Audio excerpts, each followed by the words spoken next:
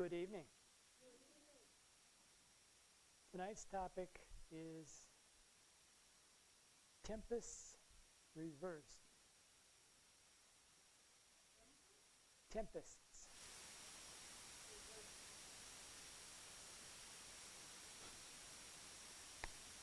And we'll start by singing hymn number 255. The words to this hymn are by our billet leader, Mary Baker Eddy. Wings of the mind, their sweeps a strain, though sad and sweet, whose measures bind the power of pain, and wake a white-winged angel throng of thoughts illumined by faith, and breathe in raptured song, with love perfumed. Then his unveiled sweet mercy show life's burdens light. I kiss the cross, and wake to know a world more bright.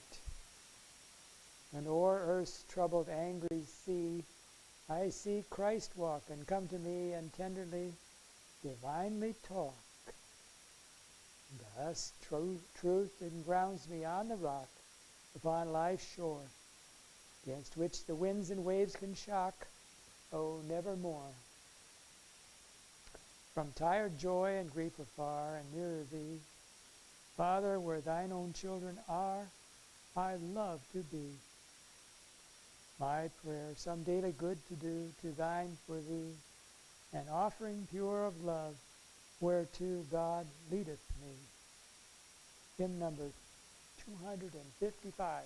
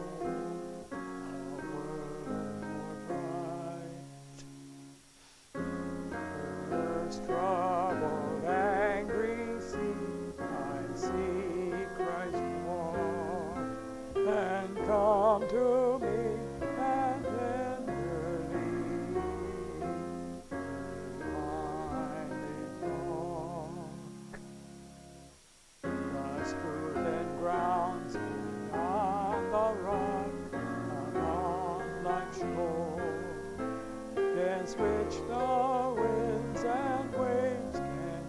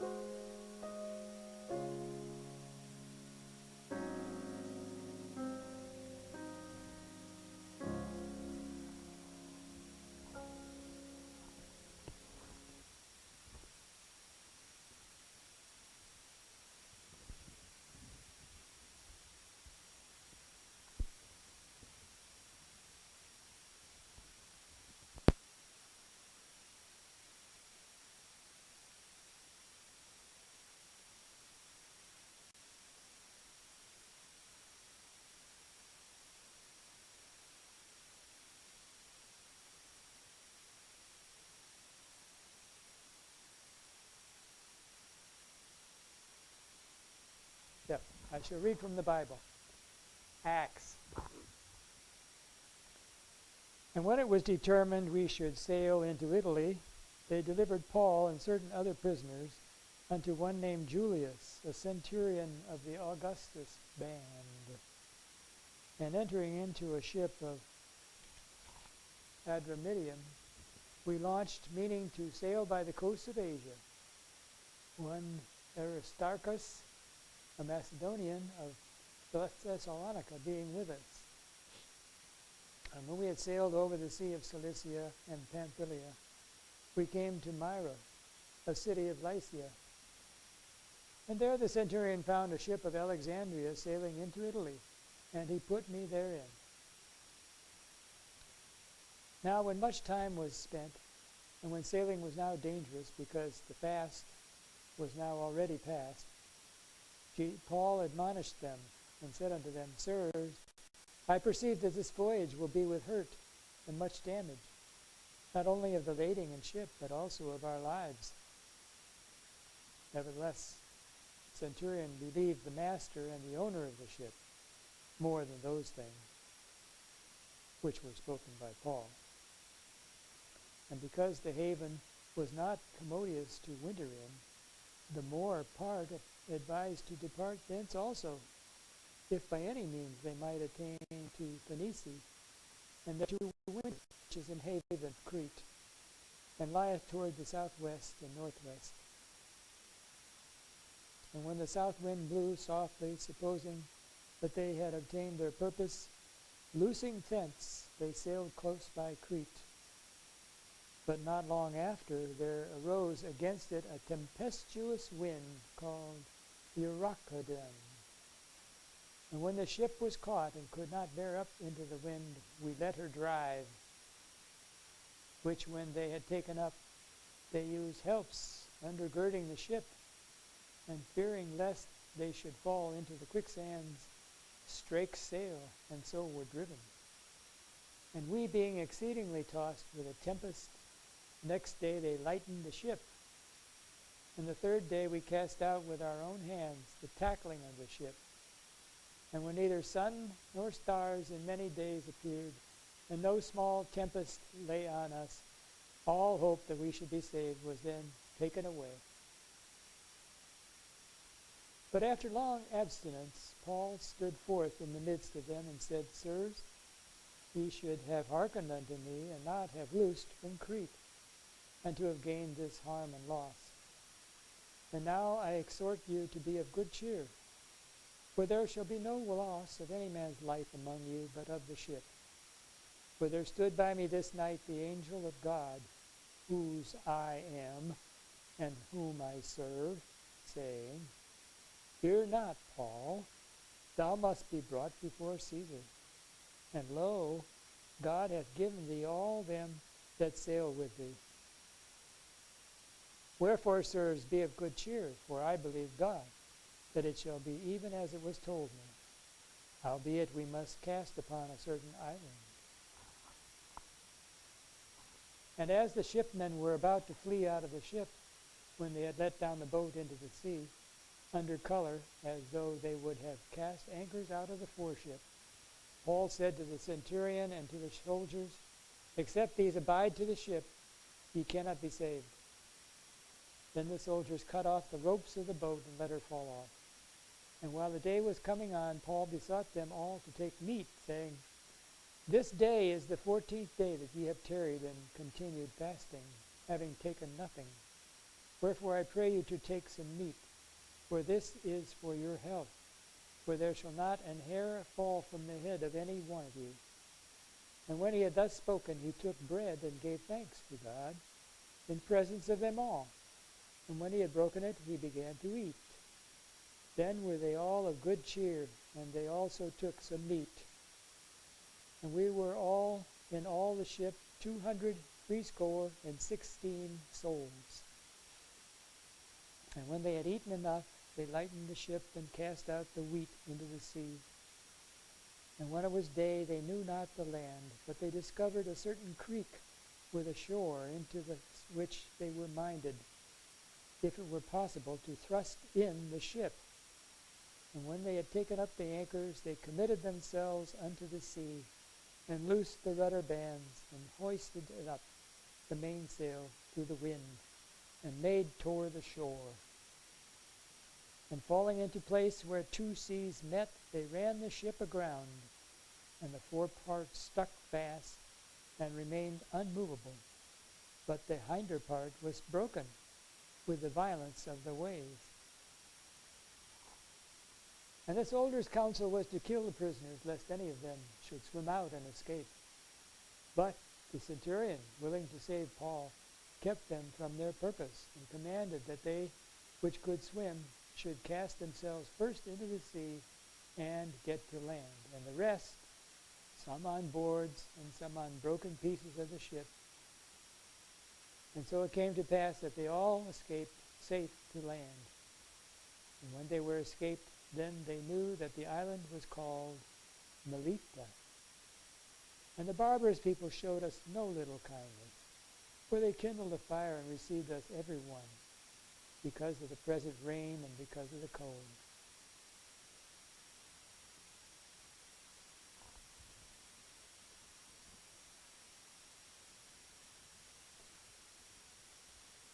Matthew. Now when Jesus saw great multitudes about him, he gave commandment to depart unto the other side. And when he was entered into a ship, his disciples followed him. And behold, there arose a great tempest in the sea, insomuch that the ship was covered with the waves. But he was asleep. And his disciples came to him and awoke him, saying, Lord, save us, we perish.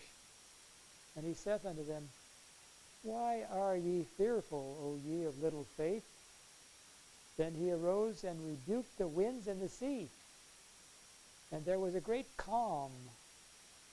But the men marveled, saying, What manner of man is this, that even the winds and the sea obey him?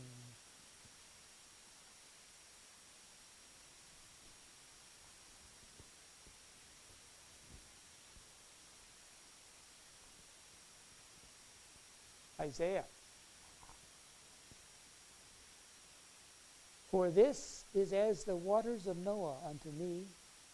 For as I have sworn that the waters of Noah should no more go over the earth, so have I sworn that I would not be wroth with thee, nor rebuke thee.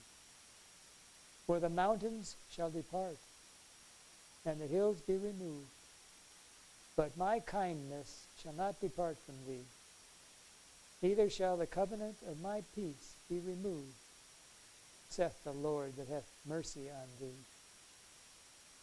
O thou afflicted, tossed with tempest and not comforted, behold, I will lay thy stones with fair color, and lay thy foundations with sapphires.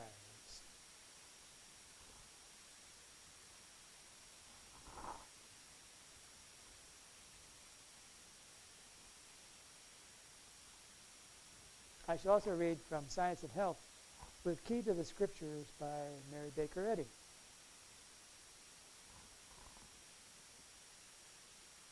When the ocean is stirred by a storm, then the clouds lower. The wind shrieks through the tightened shrouds, and the waves lift themselves into mountains. We ask the helmsman, Do you know your course? Can you steer safely amid the storm? He answers bravely, But even the dauntless seaman is not sure of his safety. Nautical science is not equal to the science of mind. Yet, acting up to his highest understanding, firm at the post of duty, the mariner works on and awaits the issue. Thus should we deport ourselves on the seething ocean of sorrow. Hoping and working, one should stick to the wreck until an irresistible propulsion precipitates his doom, or sunshine gladdens the troubled sea. The notion that animal natures can possibly give force to character is too absurd for consideration. When we remember that Through spiritual ascendancy, our Lord and Master healed the sick, raised the dead, and commanded even the winds and waves to obey him. Grace and truth are potent beyond all other means and methods. The lack of spiritual power in the limited demonstration of popular Christianity does not put to silence the labor of centuries. Spiritual, not corporeal, consciousness is needed. Man delivered from sin, disease, and death presents the true likeness or spiritual ideal. Systems of religion and medicine treat of physical pains and pleasures, but Jesus rebuked the suffering from any such cause or effect.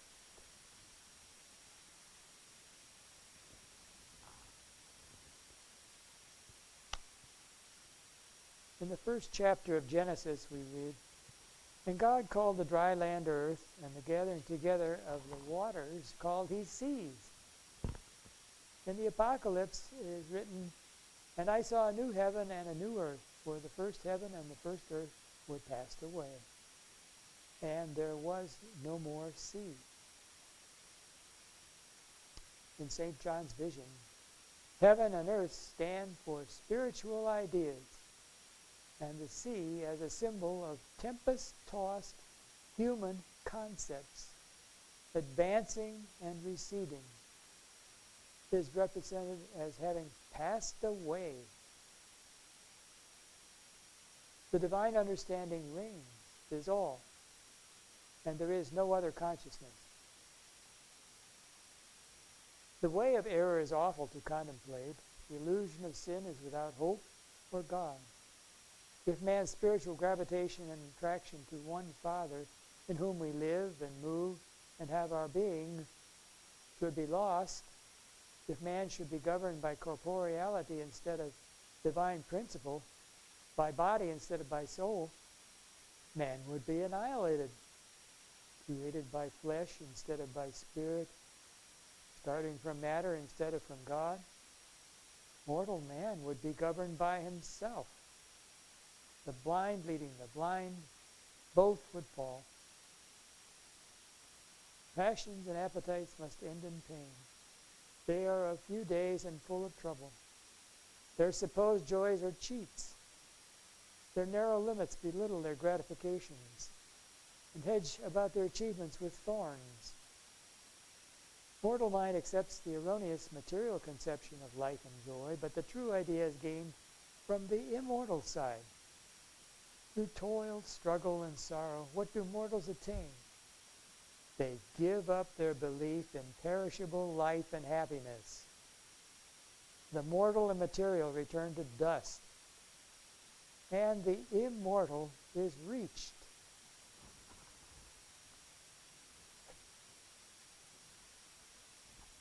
Genesis chapter 1, verse 7. "And God made the firmament and divided the waters which are under the firmament from the waters which were above the firmament. And it was so." Spirit imparts the understanding which uplifts consciousness and leads into all truth. The psalmist saith, "The Lord on high is mightier than the noise of many waters, yea, than the mighty waves of the sea." Spiritual sense is the discernment of spiritual good. Understanding is the line of demarcation between the real and unreal. Spiritual understanding unfolds mind, life, truth, and love, and demonstrates the divine sense, giving the spiritual proof of the universe in Christian Science. This understanding is not intellectual, is not the result of scholarly attainment. It is the reality of all things brought to light. God's ideas reflect the immortal, unerring and infinite. The mortal, erring, and finite are human beliefs which apportion to themselves a task impossible for them, that of distinguishing between the false and the true. Objects utterly unlike the original do not reflect that original. Therefore, matter, not being the reflection of spirit, has no real entity. Understanding is a quality of God, a quality which separates Christian science from supposition and makes truth final.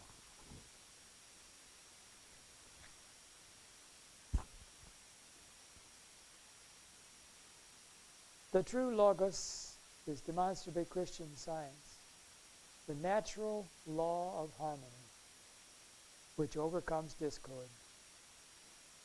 Not because this science is supernatural or preternatural, nor because it is an infraction of divine law, but because it is the immutable law of God, good. Jesus said, I knew that thou hearest me always. And he raised Lazarus from the dead, stilled the tempest, healed the sick, walked on the water. There is divine authority for believing in the superiority of spiritual power over material resistance. A miracle fulfills God's law, but does not violate that law. This fact at present seems more mysterious than the miracle itself. The psalmist sang, What ailed thee, O thou sea, that thou fleddest? Thou Jordan, that thou wast driven back? Ye mountains, that ye skipped like rams, and ye little hills like lambs? Tremble, thou earth, at the presence of the Lord, at the presence of the God of Jacob. The miracle introduces no disorder, but unfolds the primal order, establishing the science of God's unchangeable law. Spiritual evolution alone is worthy of the exercise of divine power.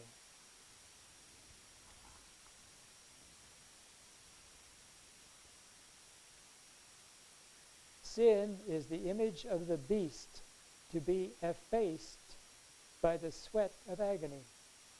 It is a moral madness which rushes forth to clamor with midnight and tempest.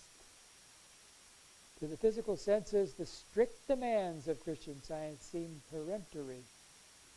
But mortals are hastening to learn that life is God, good, and that evil has in reality neither place nor power in the human or divine economy.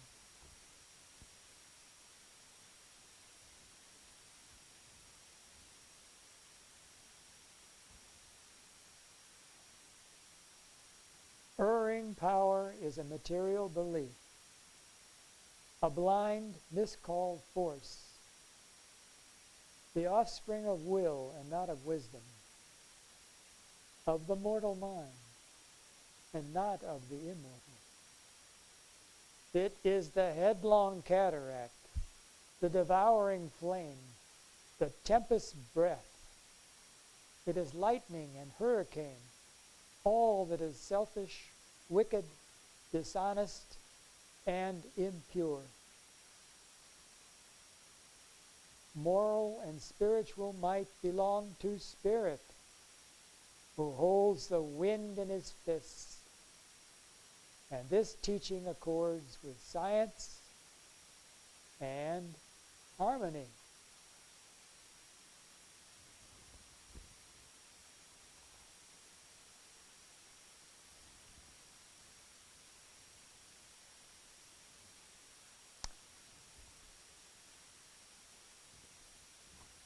Let us unite in silent prayer and then repeat together the Lord's Prayer.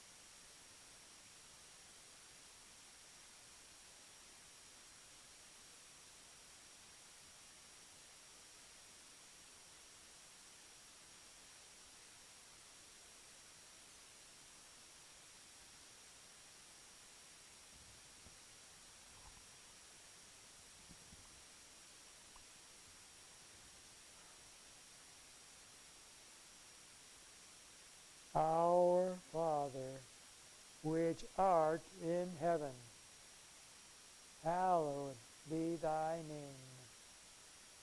Thy kingdom come. Thy will be done in earth as it is in heaven. Give us this day our daily bread, and forgive us our debts as we forgive our debtors. And lead us not into temptation, but deliver us from evil. For thine is the kingdom, and the power, and the glory forever.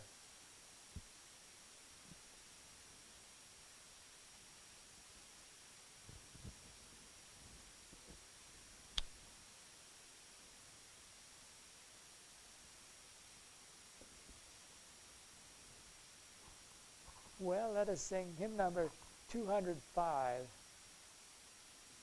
Oh, for a faith that will not shrink, though pressed by every foe, that will not tremble on the brink of any earthly woe.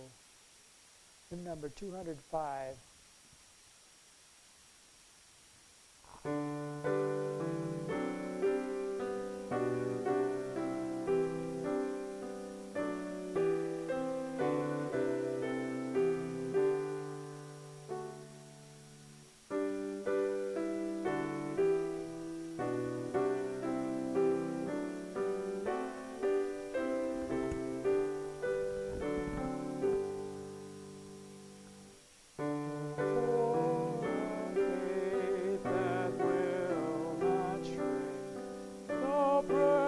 Christ.